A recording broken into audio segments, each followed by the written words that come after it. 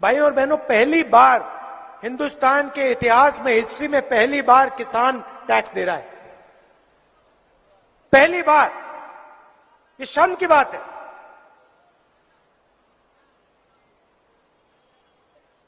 बीमा का पैसा आप उससे चोरी करते हो,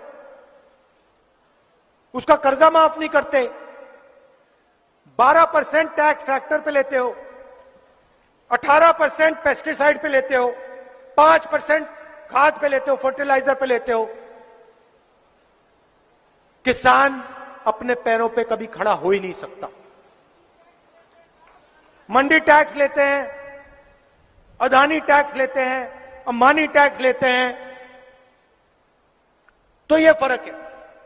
हमारा पहला काम किसान मजदूर की रक्षा करना। दूसरा काम, और मैंने छत्तीसगढ़ के चीफ मिनिस्टर से यह कहा और यही हम यहां करने जा रहे हैं। छत्तीसगढ़ में हमने कहा कि देखिए,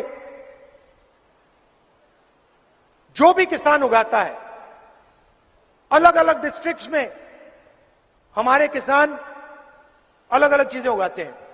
कहीं आम उगता है, कहीं धान उगाते हैं, कहीं गेहूं, अलग अलग चीजें, कहीं टमाटर, कहीं आलू।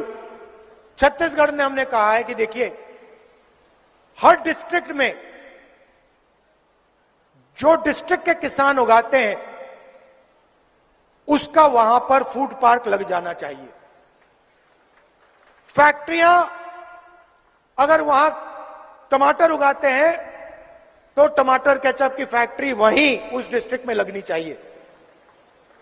अगर आम तो अचार, आम के जो सॉसेज होते हैं, जूसेस होते हैं, उसकी फैक्ट्री वहां लगनी चाहिए। और छत्तीसगढ़ ने जाल बिछा दिया। और हमारा छत्तीसगढ़ में अगला कदम क्या है? हम छत्तीसगढ़ में इंटरनेशनल एयरपोर्ट, 2-3 इंटरनेशनल एयरपोर्ट खोलेंगे जब हमारी दिल्ली में सरकार आएगी।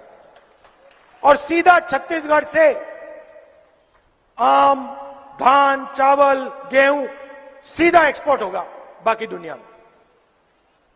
तो यही हम मध्य प्रदेश के किसान के लिए करना चाहते हैं।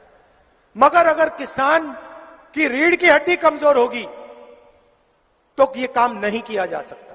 इसलिए हमारा पहला कदम और आपसे पहला वायदा किसानों को कर्जा माफ करने का है। दूसरा वायदा, वो भी किसानों के लिए,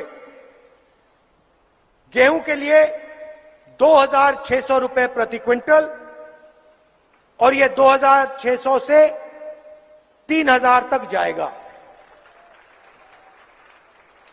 धान के लिए 2,500 रुपए प्रति क्विंटल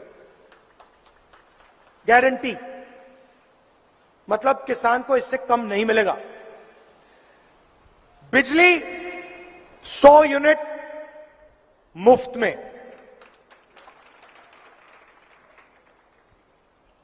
और 200 यूनिट उसके बाद वाले हाफ।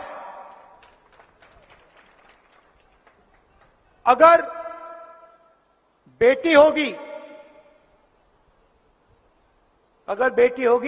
तो 2.5 लाख रुपए बैंक अकाउंट में, और 1,500 रुपए हर महीने मध्य प्रदेश की हर महिला को। मतलब हम आपके बैंक अकाउंट में पैसा ट्रांसफर करना चाहते हैं, क्योंकि हम जानते हैं जब तक हमने आपके बैंक अकाउंट में पैसा नहीं डाला तब तक इन शहरों में, इन सड़कों पर, कस्बों में, गांव में पैसा नहीं जाएगा। जब तक पैसा नहीं जाएगा अर्थव्यवस्था नहीं चालू हो सकती। और हम चाहते हैं कि मध्य प्रदेश की अर्थव्यवस्था चालू हो।